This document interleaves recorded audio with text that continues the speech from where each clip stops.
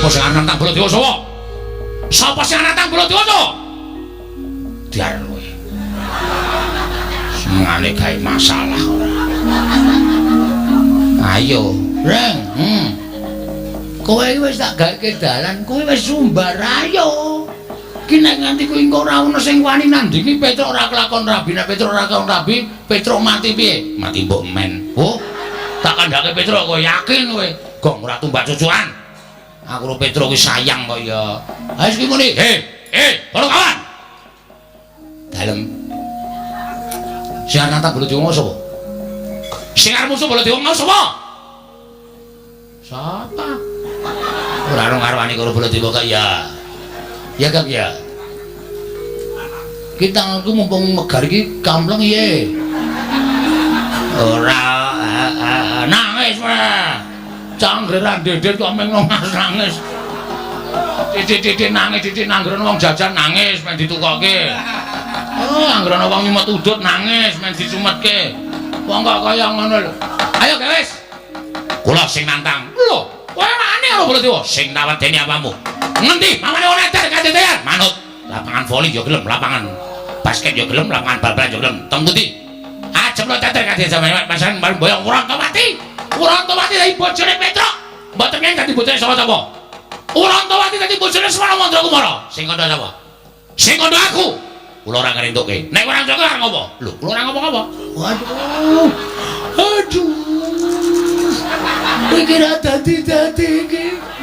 Waduh, aku kok ya melu bunek to, Bagong. Kon sampean mboten sak mikir. Iki tak pikire mawon. Kula sing metung perkara niki. Wani ngono metu njaba. Ah, metu njaba. Lho, ngopo ning njaba? Aduh, piye kuwi? Piye? Ora dadi meneh to. Mengkono ya ora paham kok kuwi. Ajak metu njaba ora gelem, meneh metu jero nek ayo ta.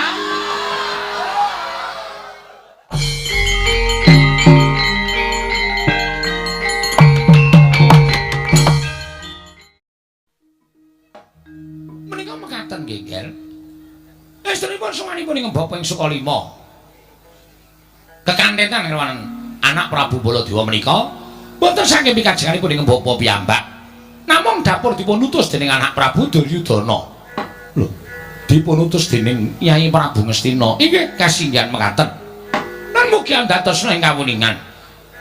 Bilih sampun kondhang kabiyara jagat menika persasat keberbeken dhateng ngumandhangipun Negari Ndorowati.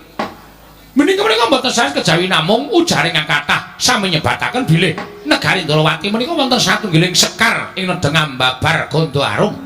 Saengga kathah para raja nerpati, para satriya, para brahmana lan para kawula medhaipun wong loro saudon telu sauripan ingkang kepengin sanget amethik sekar menika kala wau. Buku penemban ingkang dipun kersakaken menika kados pundi? Ingkang kula sebat sekar menika kala wau mboten sanes kejawi namung Paduka menika anggadhahi putra putri wujudipun wanita utawi wanodya ingkang sampun dungkap dewasa. Nuwun sewu. Miturut mbake ingkang kathah sami nyebataken bilih Nalendra ing Ndorowati dinten sakmangke menika kagungan putra. Inggih menika ingkang wewangi Dewi Wrantawati. Kula nuwun pamunten. Kabar ing mekaten menika kala wau menapa para saestu menapa namung kandhek wonten ing pekabaran nggih. Jagat wasisaning Bathara. Bapa Penemban, apan kepara saestu bilih kula kagungan atmaja ingkang namipun Wrantawati monggo nyatanipun leres pangandika paduka titik lenggan sakmangke sampun ngancik dewasa kathah para raja nerpati ing sami kepengin ngayonaken atmaja kula winengku garwa nek ngaten cocok kaliyan menapa ing dipun aturaken wayah kula inggih menika Lesmana Mandra Kumara salat sampun wonten setunggal Candra menika, Lesmana menika gandrung-gandrung kapirang. Lesmana menika kayungyun tuwin kapandhuk beda ring katresnan. Sareng dipun dangu dening anak Prabu Duryudana, mboten wonten atur saking putu kula Lesmana Mandra Kumara kejawi piyambakipun menika kapilut turideng asmara. Kapandhuk curigeng asmara inggih menika kapilut katresnan kanpun ingkang putra Dewi Wrantawati. Nah, tumunten anak Prabu Duryudana menika utusan dhateng bapa ing Sukalima supados sowan wonten Negari Ndorowati ingkang wigati angebun-bun ing jangan jejawah sonten. Kula minangka dados wakilipun anak Prabu Duryudana.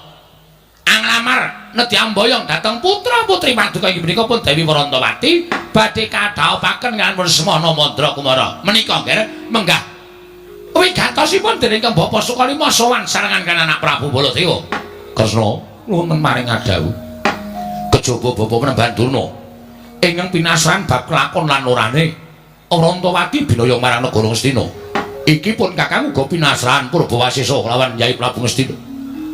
Supaya gawe srana Warantawati kelakon kadhaupake lawan Lesmana Mandra Kumara. Sabab pitukane Nyai Prabu Ngastina pun Kakang kuwi kadange Wreda Nyai Prabu Kresna.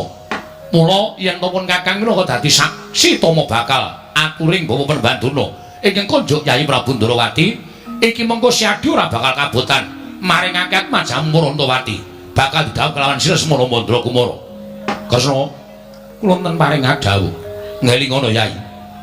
Lesmana kuwi nadan anak ratu nanging duweni nasib sebel sial. Lesmana kuwi nadan duweni utawa duweni kabejan minangka dadi anake Nalindra nanging Lesmana kuwi kedunungan sebel sial. Buktine pendak-pendak kayonake suwijining putri tansah gagar wigar, pendak-pendak ayunake wanita ora kelakon. Mula sakedhakan iki tak suwun kanthi banget Kyai Prabu Kresna nglilakno putramu Warantawati bakal binaya marang negara Ngastina ingkang wigati kadhaupake lawan Lesmana Mandra Kumara. Yen to kateman kaya mengkono iki mengko kelakon Yai, Siadi bakal nambak susah penggaling Kyai Prabu Ngastina. Siadi bakal gawe tentrem lan ayem ing penggaling Kyai Prabu Ngastina. Sabab solah bawan Lesmana ingkang nandhang gandrung mau sayekti ora kok ngliling seming Kyai Prabu Duryudana dhewe. Nanging persasat kabeh para pinisepuh lan para punggawa Nayaka Ngastina padha isin nyumurupi kahanan Lesmana Mandra Kumara. Ingkang persasat aduh kaya dene wis koncatan akal. Ingkang persasat kaya dene wis koncatan nalar. Solah bawane kaya wong edan. Solah bawane kaya wong bambung turut ngulurung.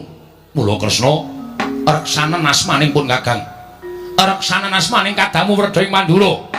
Srana Siadi maringake atmajamu Warantawati bakal tak boyong marang negara Ngastina. Sabab yen iki nganti gagal pun Kakang ora kelakon boyong Warantawati marang negara Ngastina. Apa ora teges pun Kakang kuwi memirang kelawan asmaning pun Kakang dhewe. Monggo pun Kakang wis saguh bakal ndhawuhake Lesmana Mandra Kumara antuk putramu Warantawati. Oh monggo nggih pratri menggalih. Mesakaken ingkang raka anak Prabu Baladewa lho nggih. Anak Prabu Baladewa sampun prasapa wonten ngarsanipun anak Prabu Duryudana bilih sarana priyambakipun panjenenganipun nderek rawuh wonten negari Ndrawati mriki sagedipun temtokaken Warantawati tertentu badhe kaboyong dening ingkang Bapak ing Sukalima lawan ingkang Raka ing Mandura. Mari paduka anak Prabu menika ngersakaken lintu-lintu menapa? Mas Picis Raja Brana Peni Raja Peni Guru Bakal Guru Dadi. Menika badhe kula aturaken. Kula aturi paring dawuh menawa paduka anak Prabu nyuwun lintu negari, monggo kula aturi paring dawuh. Negari pundi kedadipun bedah. Mangke para sata kula sagah bedah negari menika kapisusukan paduka anak Prabu Indrawati sarana lintu atmaja paduka inggih menika pun Dewi Warantawati. Oh, monggo to nggih. Mesakaken dhateng Bapak ing Sukalima. Mesakaken dhateng Lesmana Mandra Kumara. Lesmana menika badhe pikantuk pergiwa kawon lan werkut anu sapa Gatotkaca. Lesmana menika badhe pikantuk pergiwati kawon kaliyan Pancawala. Lesmana menika nuwun sewu badhe nggayuh bakul angkringan ora krakon. Menapa mboten nami sebel sial Lesmana menika? Monggo nyantanipun samangke menika sampun mboten kados dene lare ingkang akalipun genep. Pendak dinten turut melurung tetembangan kados dene tiyang ingkang sampun ical akal warasipun nggih. Kula aturi paring dawuh monggo. Menawi kados paduka anak Prabu menika mboten maringaken Warantawati dhateng Lesmana Mandra Kumara menika mangke kula nuwun sewu panjenengan menapa badhe mentala nyumurupi anak Prabu Duryudana ing Ngastina menika dari nandhang kesisan ingkang langkung lebet nggih. Bapak Penemban kula wonten paring dawuh. Kula nuwun sewu tiyang sepuh mala kramakaken dhateng atmajanipun menika gegaranipun tumrap kula inggih menika katresnan. Mergi menapa? Tiyang nglampahi katresnan menika menawi keplok mboten tangan kalih menika mboten badhe sae kedadosanipun ngibaratipun tiyang keplok menika kedah asta kalih ingkang kakung nggadahi raos tresna ingkang putri nggadahi raos tresna menika tumrap kula menika mangke menawi dipun palakramakaken badhe manggih kula warga ingkang sae lan boten badhe mandheg wonten ing margi Bapak Penemban. Oh, leres-leres menika pancen keplok menika kedatangan kalih. Nek boten tangan kalih umpama tangan siji nang sirahe kancane rak menika naminipun boten keplok ning ngeplak. Inggih. Nanging nuwun sewu tumrap kula Lesmana lan Wrantawati menika sampun sami tresnanipun. Kula nuwun mapunten menapa anak kula Wrantawati nate sak pejagung lan Lesmana. Nah, menika dereng. Menika dereng namun kula nuwun sewu wonten tetembungan piyai sepuh nyebataken tresna kuwi jalaran saka kulina. Lho, nggih ta? Kresna menika jalaran saka kulina. Tresna. Inggih, maksud kula tresna mboten kresna. Menawi kresna panjenengan, inggih. Tresna menika jalaran saka kulina. Inggih, Bapak Penemban. Dipun menapa-menapano menawi pendak dinten Srawung menika nuwun sewu, saya suwe ketukulan rasa tresna. Menika yakin, bola-bokin. Inggih. Contonipun kula nggih. Kula menika lan ibunipun Satama menika wiwitanipun inggih boten tresna. Nah nyatanipun saya dangu kula saya kerep sapa gedhokan.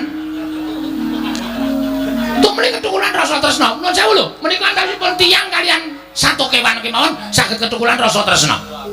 Menapa malih menawi tiyang kalian tiyang menika nuwun sewu kula wangeni 7 dinten kemawon.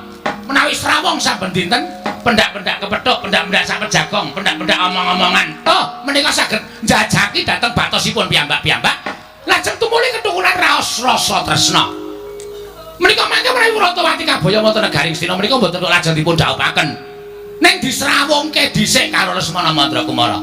Disrawungke supaya bendina ketemu, bendina iso omong-omongan, bendina iso sak pejagong. Menika mangke menawi dangu sang-saning dangu tumuli ketukulan rasa tresna. Lah menawi sampun sami tresnanipun lajeng dipun dhaupaken mboten kok ujug-ujug diboyong terus didhauke lho. Menika mboten sae, menika mboten sae. Inggih. Mekaten Bapak Penemban. Inggih. Mangke menawi sampun sami tresnanipun ing badhe ngijapaken inggih menika Ustaz Tugiyono. Amargi kala wau sampun paring dawuh. Lesmana menika tasih Jaka. Wrantawati menika tasih Kenya. Tegesipun panjenenganipun tertentu sagah ngijapaken mergi menawi menapa ingkang sampun kagungan garwa lan ingkang sampun mengku dening priya menika mboten purun ngijapaken. Inggih, Bapak Penemban. Inggih, menika nggih. Monggo kula paring dawuh.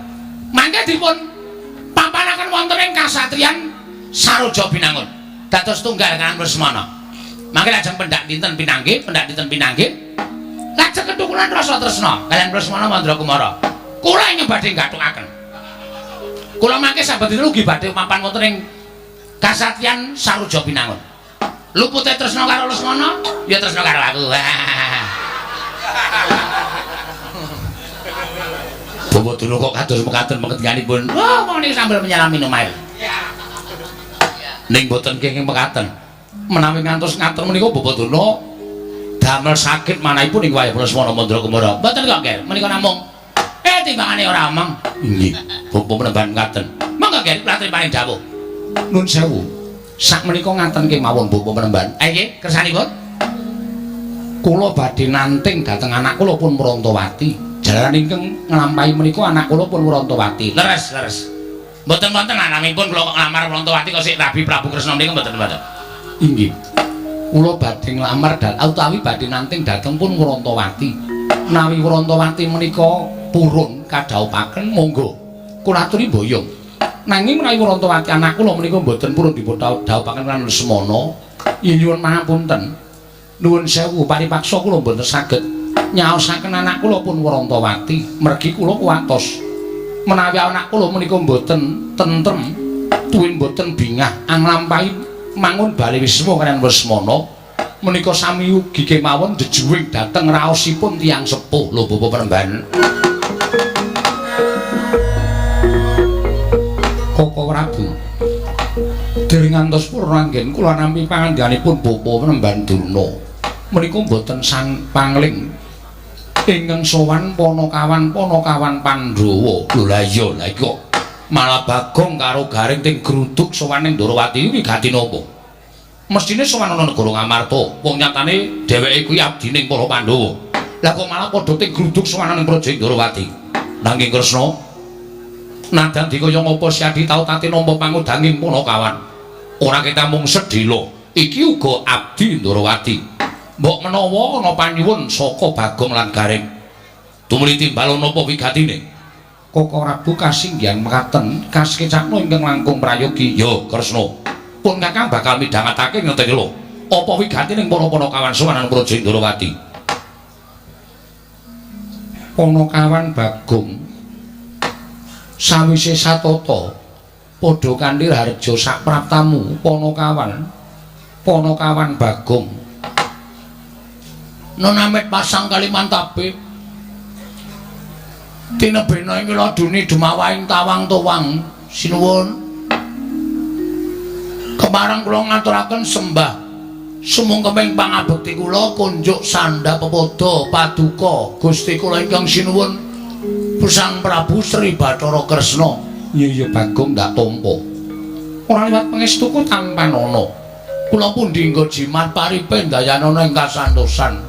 Prayoga nunggonmu lungguh. Nun inggih sanget anggen kawula ndadosaken jimat. Kok ora Gareng ingkang eneng ngarep. Antaraning kowe karo Gareng kuwi tuwa Gareng mestine ing munjuk atur luwih becik lamun ingkang sepuh. Gareng niku nembe kening penyakit gejala bisu.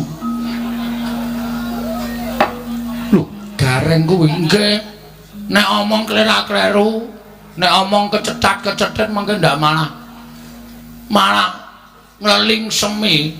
Niki sedalam rangka terapi supaya mari cangkeme.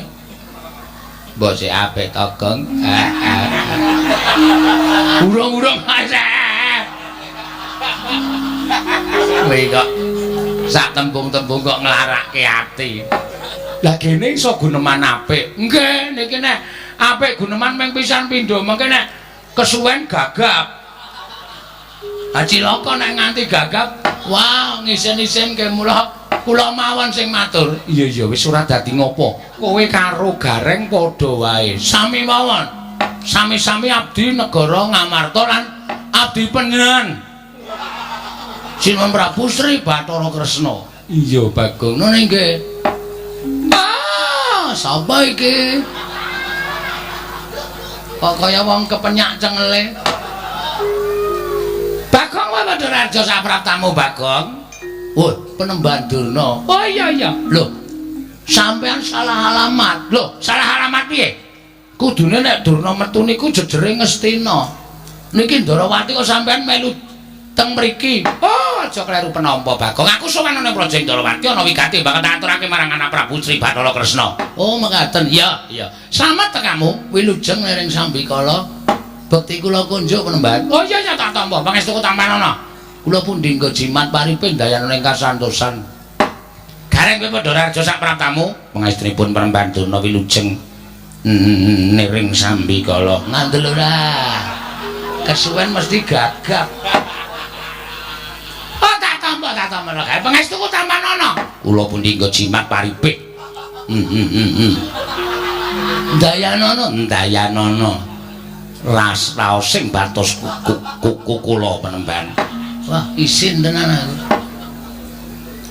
Sesuk nek aku lunga ora sampe lureng. Lah melu ya ora apa-apa.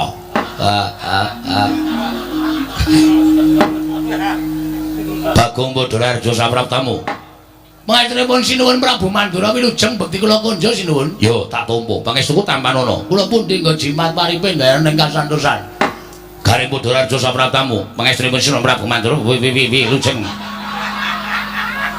niring Sambikala kepareng kula ngaturaken semut cengelmu kuwi.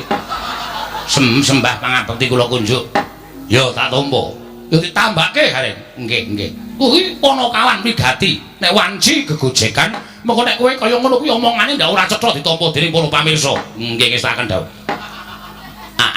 Ampun kuwatis mengki kula bakal panu cengelmu pados tamba. Bagong Padhararja sapraptamu. Panjenenganipun Ndara Senjaki wilujeng bekti kula kunjuk. Yo. Prayogakna Bagong. Nun inggih. Garing Padhararja wilujeng terus nyaki. Sik, sareh sik, dileti rada ado. Bekti kula kunjuk. Nah, ngono. Aja langsungan ndak gagap. Ya garing Prayogakna. Nun inggih sendika. Rada ado-ado ngono kok ndak gagap. Punakawan Bagong Padhararja sapraptamu. Pate Udawa wilujeng Ndara Pate. Bekti kula kunjuk nggih Ndara Pate. Ya Bagong. Pangestuku Tampanono. Kula pundi nggo jimat paripin dayana ing kasantosan. Garing slamet tekamu. Pangestripun Ndara Pati wilujeng. Suwi ora dolan ning Widara Kandhang. Wong ke wis sawetara wektu kula mboten dolan. Teng Widara Kandhang. Kaya kenapa to? Kenapa dekelmu mlancah kowe? Ora ngece ta, Gang? Garing sing nrimo atine Bagong aja sok nglarani karo kakane. Pangestripun mboten. Bagong dalem ana wigati apa sowan? Apa diutus dening bapakmu? Apa diutus dening Pandhawa?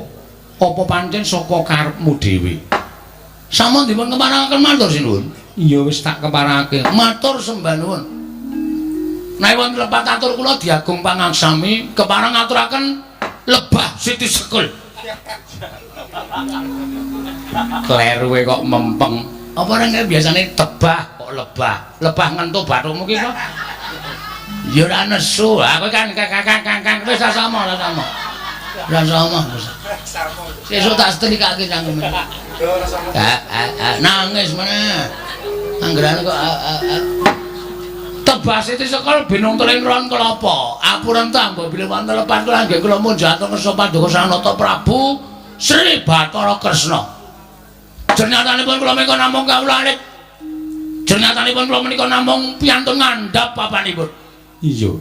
Mila kiranging tata krami, kiranging unggah-ungguh kula nyuwun sumunturing Samudra Pangaksami. Wong dheweke iki ora petha matur kok unek-unekke kakangne. Sapa sing ngrenengi? Baladewa dulekke sapa ngrenengi? Iya Bagong ora dadi ngopo. Maragake matura, apa saka karepmu dhewe? Mboten. Apa diutus para Pandhawa? Mboten. Apa diutus bapakmu? Mboten. Lah terus diutus sapa? Mboten. Diutus sapa? Ngapunten kula niku ngantuk e. Lho. Ora kena ngantuk. Diampet Bagong. Mekaten inggih. Mboten diutus bapak, mboten diutus para Pandhawa, mboten diutus Ndara Janaka, mboten diutus sapa meneh ya? Para Pandhawa. Nanging sowan kula menika diutus dening Kang Mas kula. Lho. Kang Masku sapa? Kang Mas kula inggih menika Kakak Petruk. Kakak Petruk ki sapa? Petruk kantong bolong. Mung ditambahi kakake kok bingung. Petruk kantong bolong. Sinuwun ngaturaken duta penglawung sinuwun. Lho, duta kongkonan penglawung Rajapati. Sapa tekaning pati? Weh, mboten Ding. Basa sastra angel kan. Ngaturaken gedrawasan. Bilih sampun wonten tigang candra menika, Petruk menika sakit sinuwun. Kosike. Urung-urung iki dramane kosike aja kesusu. Petruk menika sakit. Lho. Petruk lara, mekaten sinuwun. Lho, larane apa? Kula piyambak mboten mangertos. Koko Prabu. Nggih. Petruk sakit. Lho, Petruk lara kok. Nggih sinuwun. Lara apa? Lah kok dadi kowe adine, gareng kakane ora mriksake karo Petruk iki. Goleke tombo, kowe dulurmu. Kok malah do meneng kowe iki? Wah, wis. Iki ngopo ya? Wong lagi dilapori kok wis nesu lho. Lho, aku ki ora nesu. Ning aku ki tresna karo Petruk. Petruk ki ora ketang sithik tau tate ngundang Baladewa. Ning nganti Petruk lara, kowe ora wadul karo sapa-sapa, ora matur karo sapa-sapa. Kudune kowe matur karo para Pandhawa, ora kok matur ning Dwarawati. Sik ta, niki mboten perkara kula niku njaluk sumbangan nggo nambahke Petruk mboten. Ning niki niku wonten perkara sing ajeng kula aturke sinuwun Prabu Sri Bathara Kresna. Sampeyan kendel sik. Meneng sik iso ora? Hah? Urung-urung wis gawe tratapan. Kene iki suwan wis diati-ati. Kene mung omong petrolane kok ngene apa sing dirabane koyo. Sabar, sabar. Hah? Wong urip nang alam donya iki kudu sabar. Sabar ki ana watese. Ning tetep kudu sabar. Hah? Alon-alon kula tak matur. Yo, tak rungokke. Nggih. Petruk lara apa, Bagong? Kula mboten ngertos. Dokter niku mboten menemukan penyakitnya. Lho. Dokter ora nemokke penyakite. Mboten. Jaman semanten pun nonton dokter nggih wis ana. Ora apa-apa nggih. Kula gawa teng Pak Mantri niku, Pak Mantri malah men nyedaki bakul kuwaci. Jan wis ora tata. Awang di teri wong lara kok blas ora dipriksa. Malah dhek ngombe obat sedina ping 3 jan wis.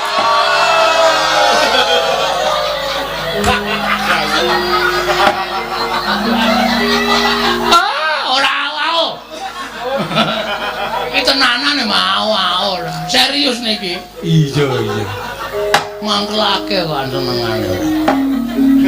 Lah terus sapa sing goleki penyakite utawa lelarane Petruk? Ha, nalika semanten kula pun matur ta niku kula presake teng dukun nggih, dukun niku pun ditropong nggih. Napa jenenge kok? Semprong. Semprong diobong terus ditonton nggih semprong niku jarene mboten wonten penyakite. Kula Petruk niku biasane nek kumat-kumatan niku nganu vertikal. Apa penyakit sing sirahe mubeng? Oh, vertigo kok vertikal. Vertigo. Niku mboten Petruk ya waras. Di tes air kencingnya niku ya ora ana penyakit napa-napa. Terus diperiksa diadiane niku nggih ambegane normal, jantunge nggih sehat. Apa jenenge? Paru-paru nggih apik, monggo Petruk rokoke ra bantre ra jamak-jamak tok. Kula kan ngerem ngene kampas entek. Anjen kurang ngajar Petruk niku. Trombole ngrokok iki direm kampas entek ego wis ben blong ya men ngono. Ah, paru-parune ya apik. Terus pengeluaran ya apik. Pokoke kabeh normal. Ah terus kula niku bingung lah kowe jane lara apa ta, Tru? Lara kok mangane biasane sedina ping 3 kok sakniki ping 5. Lho, mangane malah akeh. Mangane malah akeh. Awake saya lemu nika. Kok lara? Ning pancen awake panas. Nek kula demek nggih telapak tangan niku kira-kira ya 58 derajat. Kuwi panas banget lho, Mbak. Enggak. Wong kula bathuke kula nggih goreng tempe barang.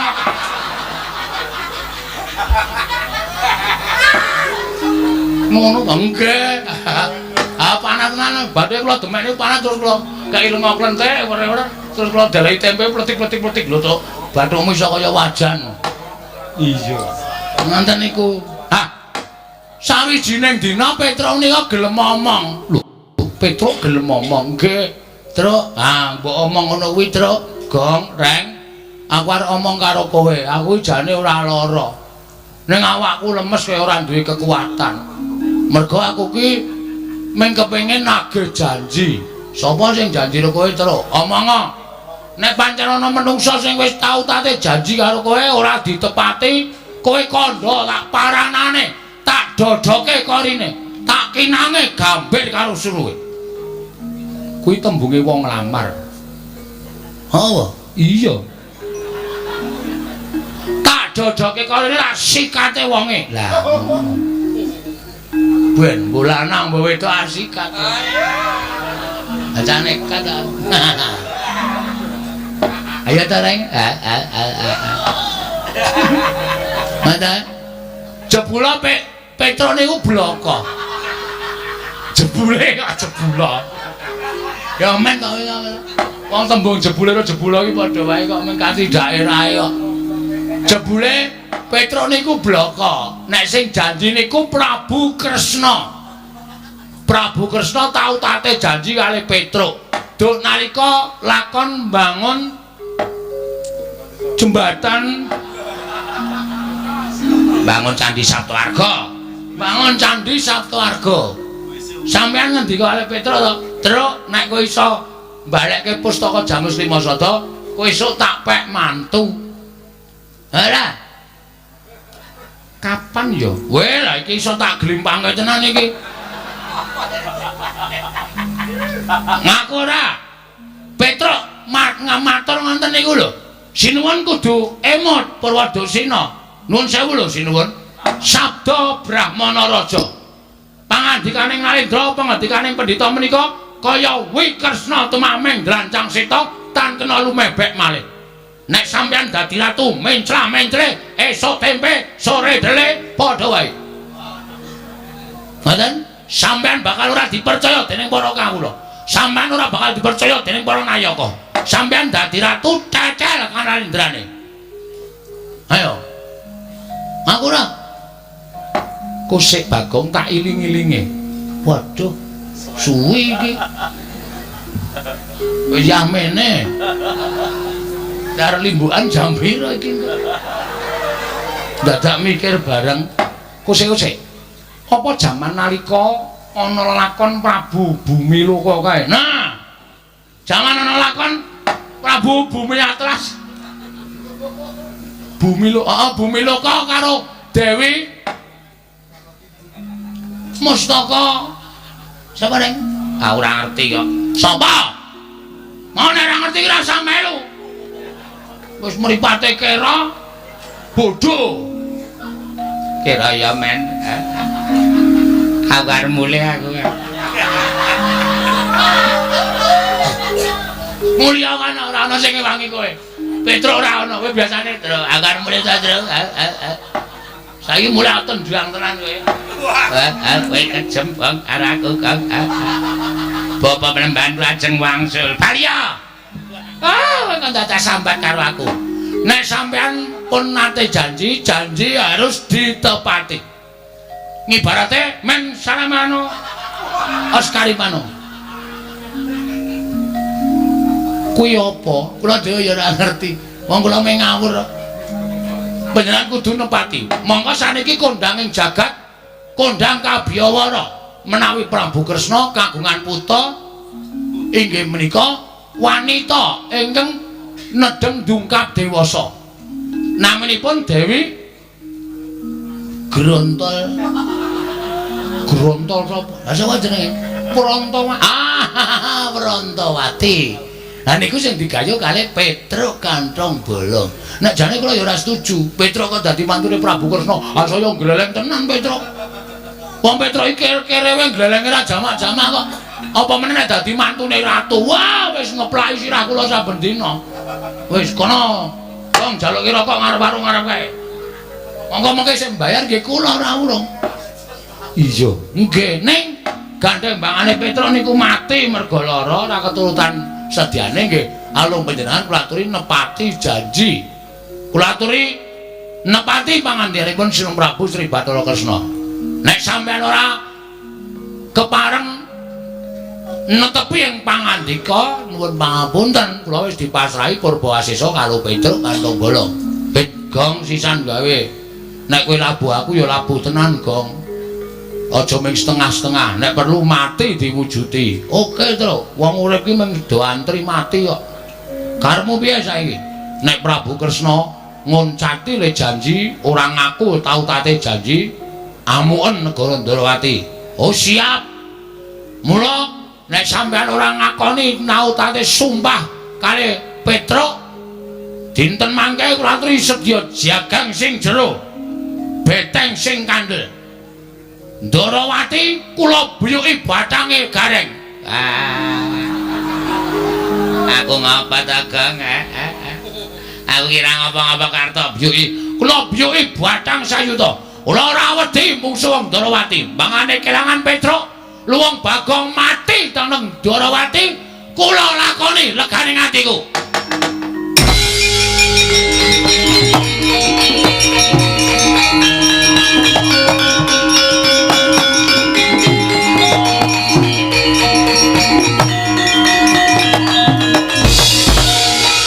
Setyaki wonten timbalan. Kowe arep ngopo? Kula sajaipun kok panas krungu suarane Bagong. Dadi kepeti. Santai wae, ora usah dadak kemerungsung. Kowe mau guneman piye?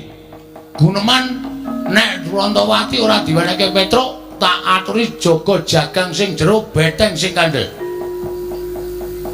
Tegese kowe nantang karo wong Ndrawati. Ora, aku mari ngejak sekat wong Ndrawati. Jagang sing jero, beteng sing kandel, piyone ana, mentrine ana. Kan kuwi main sekat. Kapok ora kowe. Kowe kok senengane percaya banget karo Bagong. Wong Bagong ki nek omong ora iso dipercaya kok. Terus sampean kok malang kerik napa? Niatku arep nglabrak karo kowe. Lho, sampean nantang kali kula to? Lho, malah getak karo aku. Lah kula niku wong ora golek masalah kok mang tantang ki sirmu piye? Semangkean kowe. Dumesekno pati. Apa dianggep Bagong wedi karo kowe? Wani karo aku. Sing kandha wani sapa? Sabar sarek lenggah sing prayogi mriki lenggah mriki ngapurancang ning ngarepe ratu kok malang kerik sak penake dhewe. Ha ngono kok mboten? Ora. Go tak caosi. Niki ngombe rokok dum-duman. Kapok ora kowe sencaki kalah karo Bagong. Niki niku sing nesu dudu sampeyan kudune, nek sing nesu sampeyan nek beda lakone. Sing nesu sapa? Ah sampeyan ora tau maca naskah. Iki sing nesu dudu sampeyan, sing nesu mengke ana wong sing nesu. Bagong. Nun. Yen aku arep maringake kelawan kowe, iki ana sing nglamar Rantawati. Nah iki masalahe nang kene iki lagi terurai semuanya. Sinten sing nglamar Rantawati?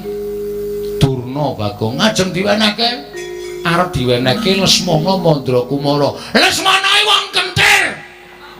Lesmana wong peka karo dirabekke iki sing do nglamar ki do nganggo utek apa ora? Ah, iki ra biasa iki.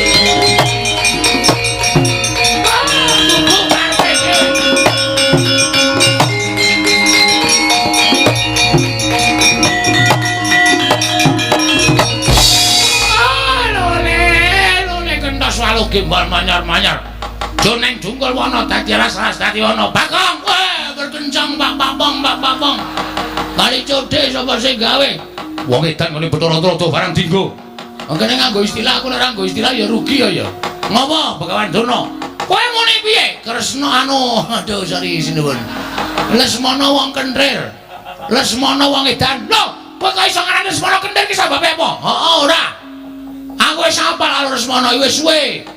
Aku wis tepung karo anak Ngastina. Nek anak Ngastina kuwi pancen Ratu Ngastina iki ndek anak siji, ning nuwun sewu, anake rada ngene. Anake rada pecuk, anake rada kentir.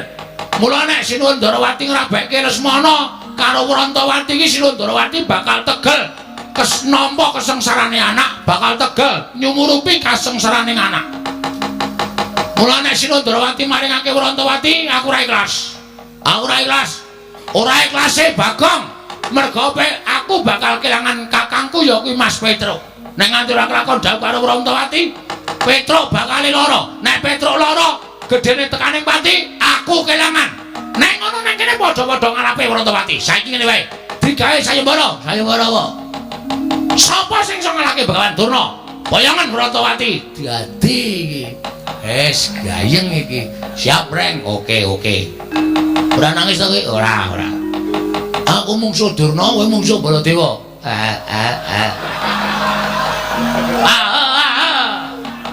Gresani wong wareg. Anggere weruh terus ngrus wetengku ora. Niki sayembara sampean. Teng pundi pamane wong neter kanthi dayan. Wah, metu japa. Wah, cundha manik jeblok pertempur.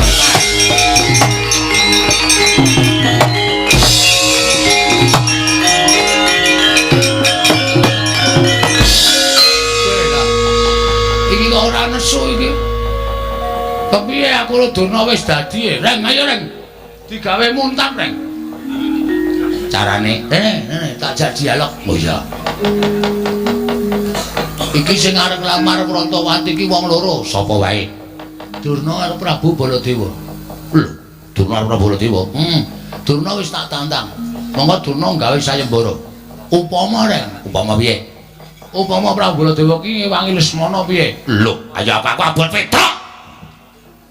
Terus. Terbuat dari kayu? Bukan. Ada rodanya? Bukan.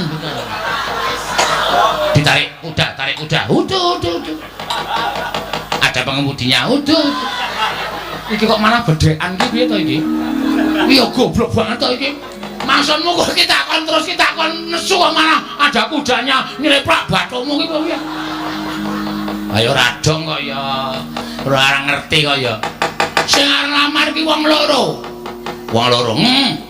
Siji Durna, loro Prabu Baladewa. Reng, apa? Aku wis musuh Durna nek Prabu Baladewa melu nesu piye? Wah, Ratu Mandura iki wedine mung karo aku le. Ratu Mandura iki ora wedi karo sapa-sapa ning wedine karo aku. Nek ki musuh Begawan Durna, musuh para Sata Kurawa ora sadi. Nek engko nata Mandura Prabu Baladewa melu aku tandinge iblis lanang cangkepe sapa kuwi muni kaya ngono.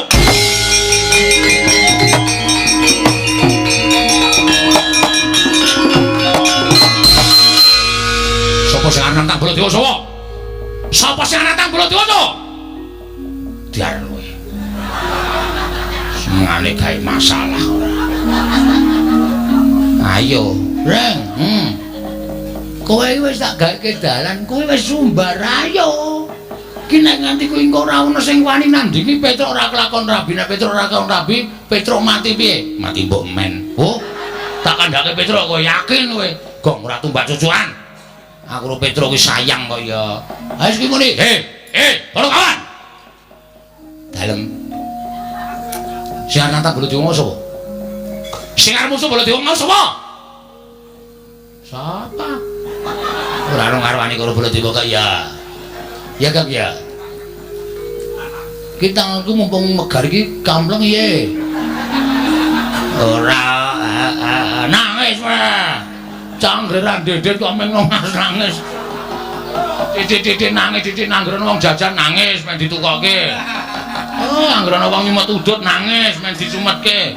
Wong kok kaya ngono lho. Ayo guys. Kula sing nantang. Lho, kowe wani karo Baladewa sing tawedeni apamu?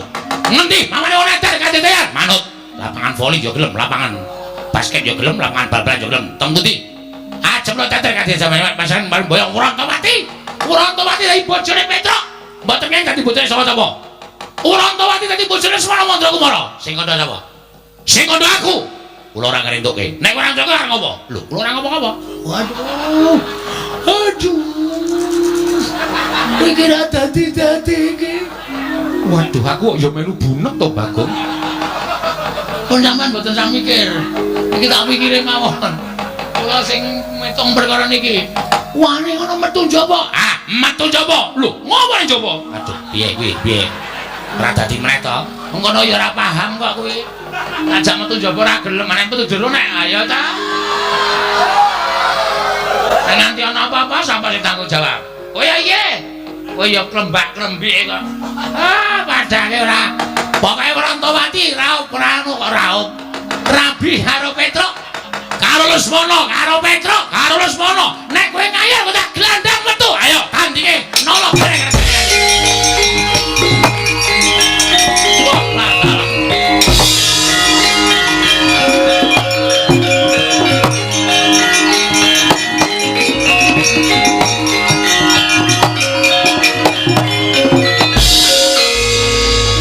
Iki piye wong nantang kok ora dirampungi wis padha mlayu metu kok malah do tetengok. Ya alon-alon metu kok dipaksa. Ya Reng, ayo. Aku ya alon-alon. Wis ben. Aku metu karemu ora karemu. Manut karo kahanan kok. Wis kono padha budalono ning ngestaken dawuh. Ning aja gawe kapitunaning para kawula ya Bagong ngestaken dawuh nolo garing 10 aja gawe kapitunaning para kawula ngestaken dawuh Bagong. Nun.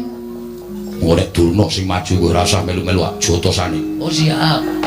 Wah, nduk jago siji meneh. Setyaki wonten dawuh. Kowe iki ngopo? Kowe iki ra entuk melu-melu kowe iki rombongane sapa? Iya, rombongan Jawi. Lah kok melu jotosi karo Durna ki sirmu piye? Sengit. Ora seneng. Engko nek nganti Kurawa ngerti, Kurawa mbelani Durna, kula ora wedi kurubut Kurawa. Yen kok Prabu Baladewa prisa, kowe didukani kok Prabu Baladewa. Nek pancen kudu ngono, kula ora wedi karo kok Prabu Baladewa. Pancen kuwi ngayal kok. Sakarmu arep wangi Bagong sakarmu ora sakarmu. Ngewangi no. Wah. Neng Apa ngaso iki awake iki. Meng paitan swara iki. Ha iya. Sing tumandang Ndara Sencaki. Lho. Ayo ora iso. Aku kehilangan nama. Nek nganti Ndara Sencaki omong so Prabu Baladewa, piyai sing padha mresani iki do ngenteni mengko. Jam-jam setengah siji, jam siji kok do ngenteni gareng nek musuh Baladewa iki kahanane kepiye. Ngono. Iki mbubarke apa ya? Struktur. Ya wis ngono aku ora sido ngewangi. Wah, cangkemmu elek kok, Neng. Iki nek ora sido ngewangi awak dhewe iki nyambut gawe sing tenanan. Pono kawan do metu wis do metu ayo do metu. Wis do metu gak wis? Nggih, yo metu yo. Wis ra entuk rembugan nang jero. Reng ayo metu. Iya ya. Nek ora tak gusahi ndak mengar do omong wae. Anggere muni do omong entuk sambutan kok senenge ra jamak-jamak. Nek ora entuk sambutan kringete dileweran kok. Ngecewe. Iya. Neng iki saiki wis ora usah dadak golek sambutan, aku metu wis viral. Wah. Sing kandha sapa? Oh, ora menika Nalindra kok gunemane kaya ning kampung. Aku ngruruti karo Bagong ki lho. Sampun, matur nuwun Simbun. Ya, sing ati-ati nggih. Lah. Edian tenan. Ora tatanan. Orang ketrucut Kena yo, yo. Wong angin kok digiring iki lho. Udawa kok mesam-mesem. Kula menika menawi weruh polaipun Bagong menawi rasane raosipun kepengin gajul ning kok aneh. Wong kok kaya ngono. Lho nika. Wong edan iki ndodok ning kono kae lho.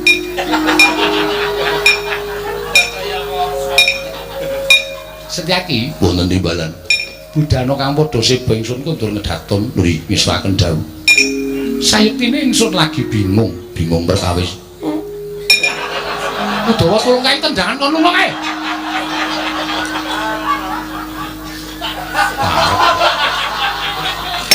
Ngapae? Jare arep metu isih ngadeg nang kono. Iki nang mlaku matal-matal e.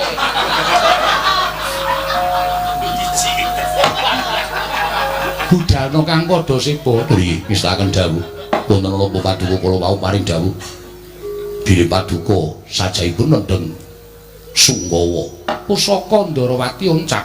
Pusaka Ndarawati oncak. Iya. Senjata cakra ilang saka padhakaning pusaka.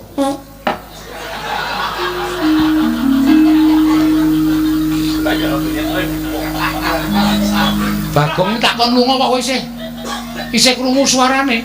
Nun ngapunten kula sinun.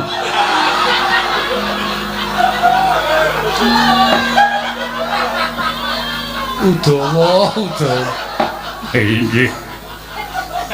Nyun pangapunten, budana kang padha seba ingsun kundur kedaton menistaken dawuh. Nyun pamit madal pasilan, sing ati-ati aja kaya bocah cilik. Purna gati ning panangkilan Sang Notarsa kundur kedaton. Ndara Kartomarma. Iya, Bagong. Aku sing goleki karo kowe. Nampun ketemu manut tak bondo, tak krincung sikilmu. Didhawuhi dening Bapa Penemban Duna kinen ngundurake kowe aja nganti pisan-pisan boyong lawan Dewi Wrantawati. Ngerti yo Dewi Wrantawati bakal didhawuh dening ya kuwi anakku Lesmana Mandra Kumara. Semanten ugi kula, Ndara. Nek nganti kula wangsul gagal boyong Dewi Wrantawati Kula kelangan Petruk, mula mbangane Petruk mati, mongko Petruk menika rol-role Panakawan. Petruk niku anake bapak, nek Petruk mati bapak sedih. Nek bapak kula sedih, wong sedih niku mesti kencokan penyakit. Nek bapak kula sedih kencokan penyakit, bapak kula lara. Nek bapak wong lara niku kembange mati. Petruk mati, bapak sedih, lara, mati. Wah, ya iso tumpes kelor. Mula mbangane Petruk mati luwung kula mawon sing kudu iso budidaya ngalahke Kurawa. Lho. Wani karo Kartomarma. Sing tak wedeni apa? Wani aja linggo ning ngisor. Ayo ngadeg padha karo Kartomarma. Nandhake yen pancen kowe sewani karo Kartomarma. Kula teng ngisor mawon. Sebab ya apa? Wis kula seneng teng ngisor. Pun kula teng mriki mawon. Wangkal karo Kartomarma candhak. Siramu tak jebleske lemah, pecah dadi loro. Weh, wonge akeh kok mung dadi loro. Deke pirang-pirang men adil. Wah, kowe iki geneman cara apa? Cara wong. Kene marganing patimu Pangga tak ayoni cara Kartomarma.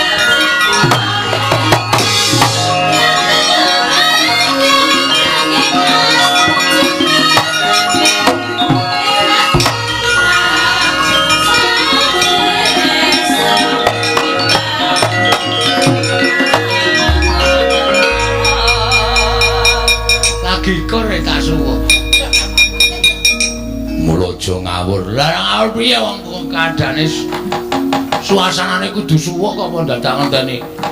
Nane rebo ducung lu mayu mungkur. Bagong kowe tak tulungi. Nggih, matur sembah nuwun nggih, Den. Padha-padha. Kok sampean peduli kali kula? Sing sae niku sampean peduli kali bencana mboten kali kula. Bagong, aku ra mentolo yen to kowe diajar para sata Kurawa. Iki mau kowe dikapake karo Kartomarma. Rekae nggih kaya arwani ning jebana pancen rani wong kalahan.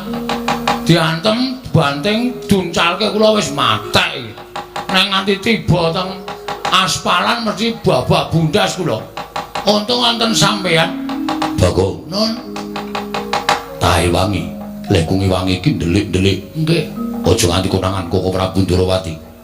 Yen kondangan aku didukani. Pun mengkene wonten dukane Sinuwun Ndrawati aku sing tanggung jawab. Kowe wani karo Sinuwun Ndrawati. Mboten perkara wani, mengke kula sing ngomongan. Kula nek alasan niku pinter. Meniku tagih utang bola-bali wae iso alasan kok. Pamane ming matur Sinuwun Prabu Sri Bathara Kresna. Yen ngono-ngono aku didukani, kowe sing alasan. Siap. Kula sing maju. Yo, Bagong. Nggih. Ki mak pletok kontrole sing kene ana sing rusak iki. Iki lho. Ada kandhani ngayal.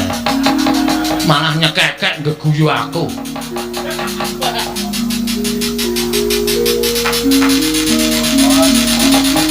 Yo, Pun tindak mereka. yo Bagong.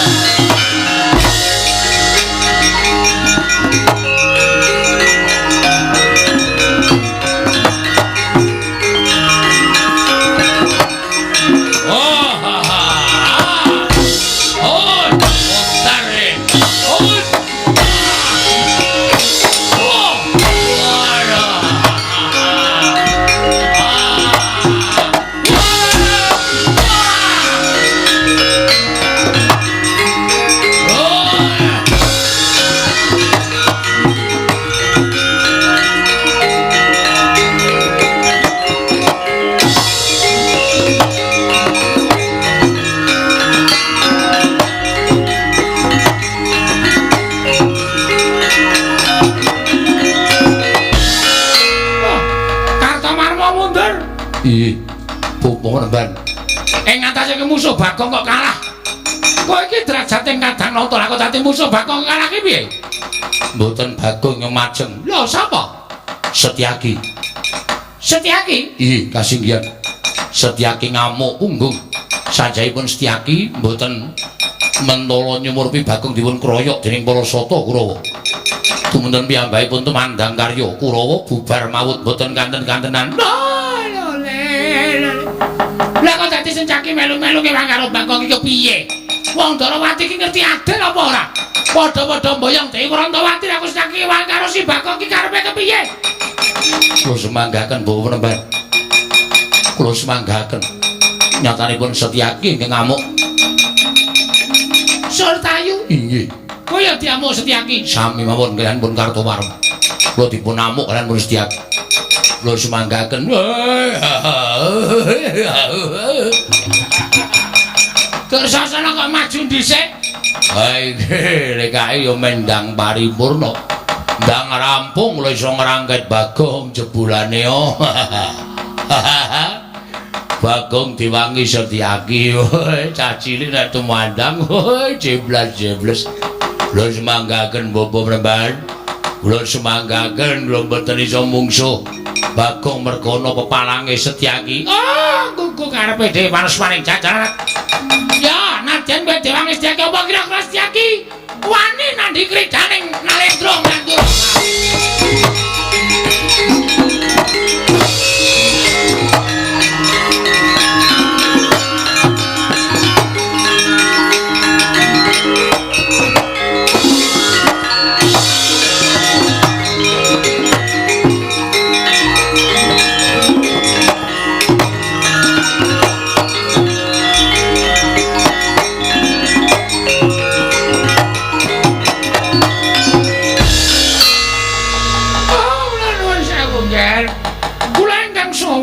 Prabu, oh dulu. Inggih. Sampeyan kok mundur niku nyuwun? Oh inggih kula ingkang badhe munjul sepatu anak Prabu Baladewa. Jebul pinanggipun tiyang Darawati menika mboten adil. Lho, mboten adil kados pundi? Nyatanipun Kurawa majeng badhe nyepeng dhateng pun Bagong. Bubar sanganing para sata Kurawa bubar maut. Nungsung puyang numbuk bentus. Mboten wantun kaliyan Bagong. Lho, ing atase Kurawa kok kalah karo Bagong ini lho. Wedine priye? Jalanane napa? Oh, kula nyuwun pangapunten. Nuwun sewu nggih, nuwun sewu.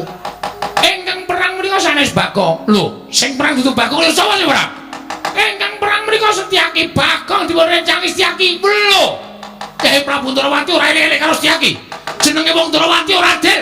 Setyaki kaya Bagong yen ngono Baladewa ngewangi sapa Kurawa.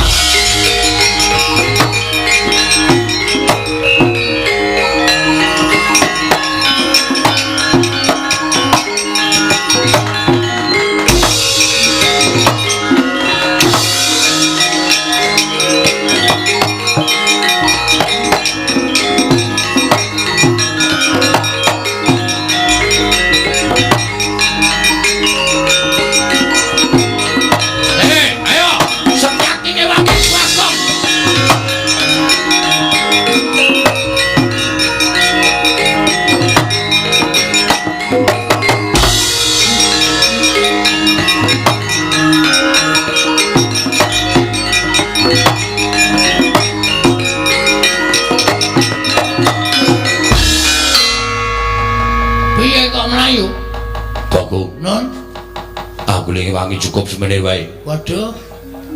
Lek golek tenaga kangelan nek sampean mboten wangi. Bagong. Nun. Sing maju dudu Kurawa meneh. Sapa? Prabu Mandura. Mongko nggawa Kyai Nenggala. Sumbar-sumbar yen Setyaki ngewangi Bagong, Prabu Mandura ngewangi Kurawa. Saiki wis maju ning pabaratan nggawa Kyai Nenggala. Sampeyan wedi? Ora wedi, ning aku wedi yen ditukani Prabu Darawati. Aku engko sing ngomong. Tenang to. Iki ana MC-ne. Rasa kuwatir, aku engko sing ngomong Prabu Kresna. Nek Prabu Kresna pancen arep nyalahke karo sampean. Sampean bener. Sampean iku mbelani kalih kula. Kula wong ringkih, kula wong cilik, kula wong bodho, kula ming kawula. nek kula jadi kroyok Kurawa sampeyan duwe rasa mbelani niku tukul saka jiwa kasatria sampeyan. Iya. Nggih. Ora usah wedi. Mungsuh Nenggala wedi. Nenggala pusaka ampuh. Gunane apa Setyaki duwe gada wesi kuning? Jupuk. Tantang Baladewa Nenggala karo gada wesi kuning menang endi? Ngono. Kok men ngono kok mundur. Wah, dipiyi-presane bae akeh. Isin Setyaki Senopati Ndarawati kok wedi karo Nenggala. Gada wesi kuning diturun Nenggala kira-kira menang endi? Men disekseni piye akeh. Ngono Bagong ke? Yo.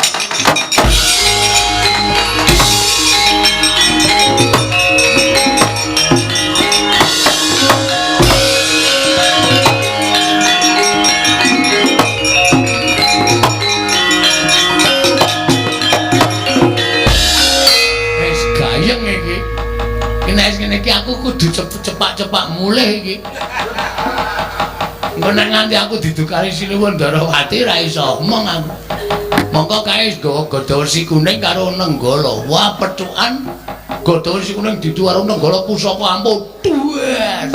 Sinuwun Ndarawati clorot. Ana ngopo Setyaki? Neng, ngapa? Montore juga saka parkiran. Iya. Ayo mulai. Kae iki selah-selane angel. Mulai ya siap-siap mulai saiki le iso mangkat engko sore. Wah, kowe iki wis nggo kendaraan ya bosok. Oh, tekan kono-kono. Ayo karang ya wong seneng-seneng kaya kang ora. Wis ayo, iki mulai ora usah mulai. Iki ora tanggung jawab nek mulai. Ditonton sik Ndara Baladewa karo Ndara Setyaki le gelut piye menang sapa? Anak dhewe aja-aja nggawa gada wesi kuning. Engko nek Sinuwun Ndarawati tekan kene ora masalah wis to. Sinuwun Ndarawati ki wong arif, wong bijaksana kare.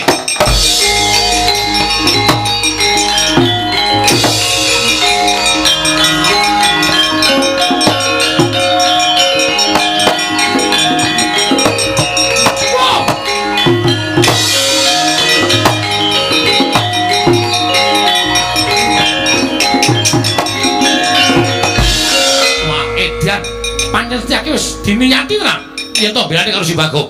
Lho, ngliga pusaka Garba Ruji Kyai Gada Wesi Kuning. Dasar Puranyata. Koko Prabu pancen wis niat belani Kurawa gawa Kyai Nenggala. Mentala karo Bagong, mentala karo Setyaki. Wong Tegelan kudu dimungsi wong Tegelan. Lho, kowe wani karo Baladewa? Nuwun sewu, mboten ateges kula wantun. Nek Bagong tekane mati saka Kyai Nenggala kula ora nrimake. Kok gawa wesi kuning? Yes, Ben, ayo jajal ditu. Wesi kuning karo Nenggala menang endi? Edian, ora edan iki tenanan. Lho. Wah, adal. Arep nyoba pusaka kadewatan. Jojo Kyai Nenggala. Diban gada wesi kuning pecah. Wah, mati tenan aku. Tak tegeli kok ora wis. Setyaki, Setyaki.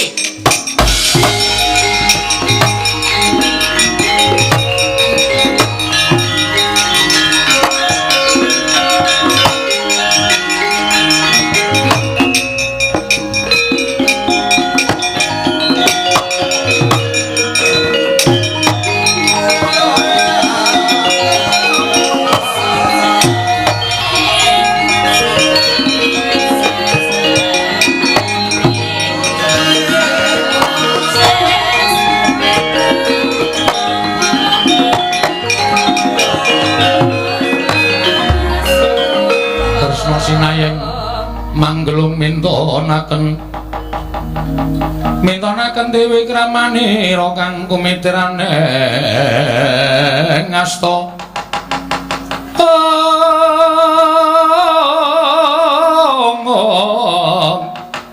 kang kumitirane ngastane ngasta Setyaki boten timbalan sing ngakon sapa? Ana ing Paramatan Agung Negara Ndarawati iki mau, kowe nek wis matur karo aku, Koko Prabu kula badhe ngrencangi Bagong aja. Iki dudu perkaramu, iki perkarane Bagong karo Kurawa. Lah kok kowe mbadal, kowe nrajang pawareng nata Ndarawati? Malah kowe ngliga Kyai Gada Wesi Kuning. Meh wae didu karo Kyai Nenggala. Lah ya kuwi, kadang-kadangane ngeyel Setyaki. Iki perkarane Kurawa karo Bagong kok. Begawan Durna wadul karo aku yen Kurawa bubar ora karo kawan mergo diajar, diamuk harus diaki. Mula pun Kakang ora trima. Pun Kakang ngigo Kyai Nenggala, niku bakal ngagar-agari karo Bagong. Lah kok dipethuk Setyaki nggo godho wesi kuning. Setyaki, wonten timbalan. Karemu piye to? Kula dipun kengken. Lho. Sing ngongkon sapa? Bagong. Bagong kongkonan kowe nyuwun tulung kaliyan kula supados kula munduraken Kurawa. Lha caidan tenan kok. Bagong ngenteni. Hi. Bagong. Nun. Tanggung jawab. Karo sapa? Sinuwun Ndrawati. Beres aku aku. Saiki kon mrono. Iki lagi perlu ya tak tanda tangan sih. Tanda tangan apa? Mbok iki sak tanda tangan iki apa iki ya rendeng. Ayo mrono bareng aku ora gelem tak ketak sirahmu. Oh, santai-santai wis kono dhisik. Nggono. Heeh. Nggih. Anggere ora rene aku didukani kok Prabu wis tak ajar. Nggih. Endi? Mangger mbiyen. Edan timbali ratu kok semoyo. Bagong. Bagong, Nun. Rene. Pripun? Kowe iki kok edan to? Lah sebabe sing ngakon Setyaki ngajar Kurawa sapa? Mboten wonten. Aja edan. Kowe iki ngapa ta kowe iki? Kosike santai wae. Iki kok tronjonge tekan kono. Ndak sak kuwatir. Kok muni mboten wonten? Awal kata-kata kudu ngono. Santai lho. Lah kok dadi Setyaki omong nek kowe sing ngakon. Ah, niku sejarahe ngeten kula critani. Ampun suriyen. Kula diajar Kartomarma. Iya. Candak Kartomarma duncalke le Kartomarma. Dislametke Ndara Setyaki. Ndara Setyaki nyelametke kula. Kula kontal kudune tiba teng aspal napa teng watu pecah sirah kula. Mane Ndara Setyaki disaut cek diduk alon-alon. Terus suwuk gamelane. Terus kula rangkulan karo Setyaki. Matur nuwun nggih, Den. Bodho-bodho ngoten. Kok sampean sayang kali kula? Aku ra ketang sithik tau tate tok udang tok omong kok, Gong. Berarti sampean tresno kali kula, tresno. Nek kula lara, aku melu lara. Nek kula mati, aku layat. Ngoten niku. Sing muni ngono niki Ndara Setyaki. Nek kula dijotosi wong sampean weruh niku kira-kira ati sampean pripun? Aku ra mentolo. Padahal kula dijotosi Kartomarma. Lenggah. Bagong tak aturi.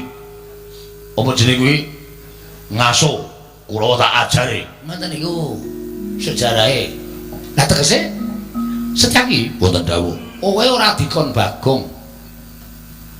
Gong mbok tanggung jawab.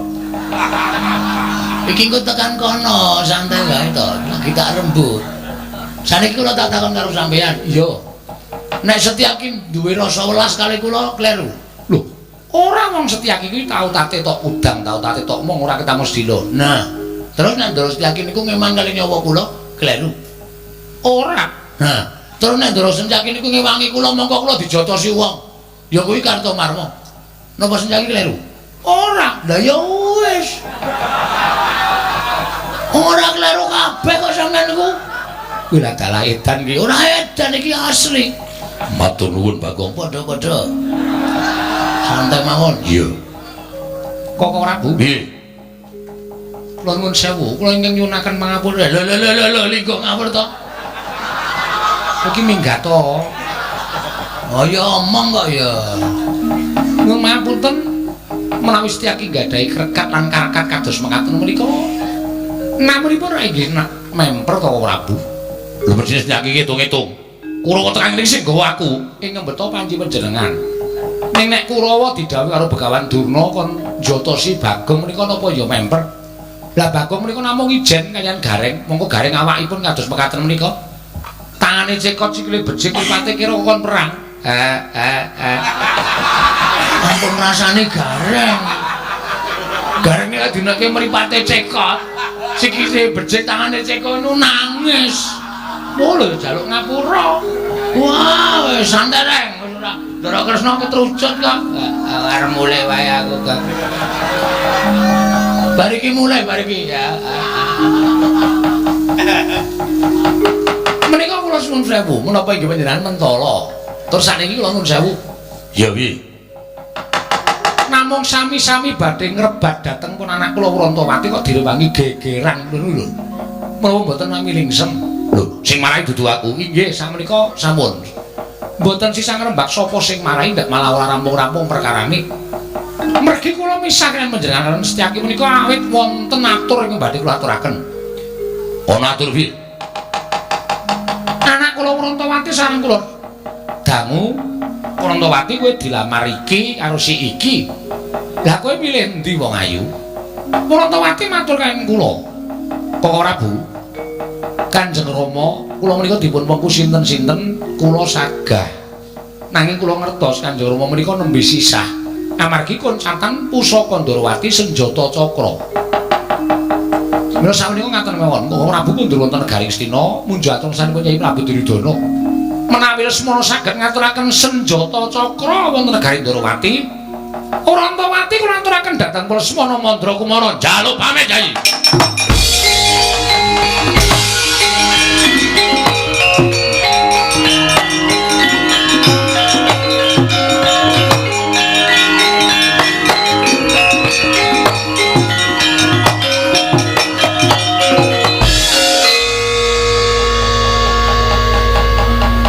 Menapa semanten ugi kula nggih ngaten menika? Iya Bagong, aku ora bakal wola-wali.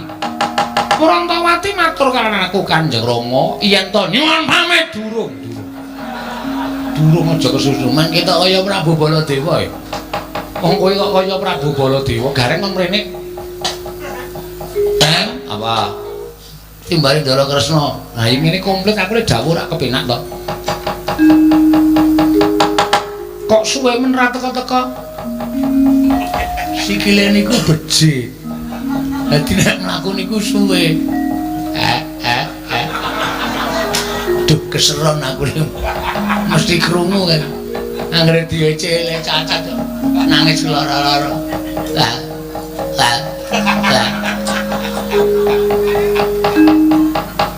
Kowe baliya? Nggih. Omong karo Petruk? Nggih. Petruk bakal tak wengku dadi mantuku netepi janjiku. Nggih. Ning ya Petruk kudu iso ngaturake senjata cakra. Waduh. Lelang dek kapan e? Wis ora perkara kuwi prilang dek kapan ora sedak takon werna-werna. Mergo aku wis ngerti ukaramu kaya ngapa kuwi aku wis ngerti. Kowe iki mung senengane guyon sembur-sembur adas. Iya ta? Nggih. Ning nggih nyuwun prisa mergo hitungan Jawa niku iso mbok menawa kula iso ngitung Jawa. Ilange nek ora karo dikliya dina. Anggara kasih, anggara wis ketembung anggrek. Kasih iki cinta. Cinta sejati memberi bunga anggrek. Ngapa iki ra ngomongke kowe lho? Wah, ora. Wis kono omong. Nek Petruk ngaturake senjata cakra, Petruk bakal tak pek mantu. Nek ora ya wis. Ora bakal tak pek mantu kaya janjiku. Nggih, nyuwun pamit nggih sinuwun. Iya sing ati-ati. Kula tak wangsul tak ketemu Ali Petruk tak omong apa anane Ali Petruk. Iya sing ati-ati nggih sembah nuwun. Kula nyuwun pamit sinuwun. Iya sing ati mbok gareng iki digendong. Ampun dirasani to. Iya ya. Lali aku. Sampun kula tampun wangsul ketemu Ali Petruk tak ngomongke apa anane. Iya Bagong sing ati-ati aja kaya bocah cilik. Nun nggih ngestakaken dawuh sinuwun.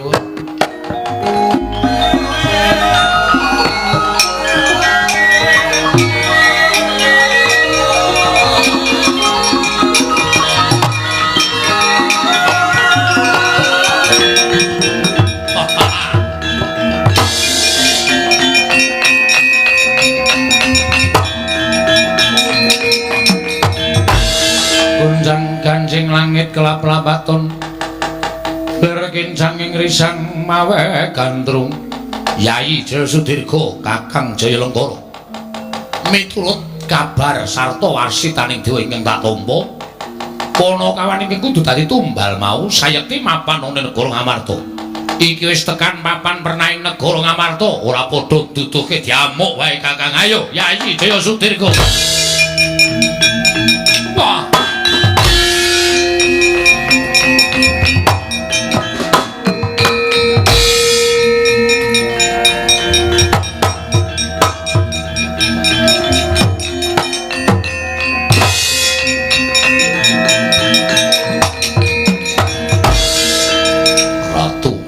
sapa? Jaya Lengkara nalindring puluh gedha kencana. Ayo, Pandhawa duwe abdi ingkang sarwa dawa pawane. Tak jaluk tanggo tumbal. Wah. Hop, wek. Iya.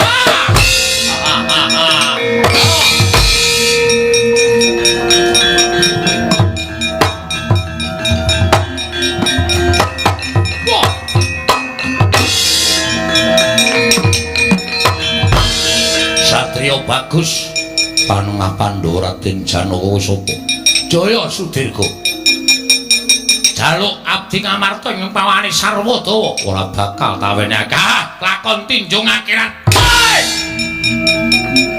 Oh. Oh. Ah, ah. Odar kowe ah. Ayo.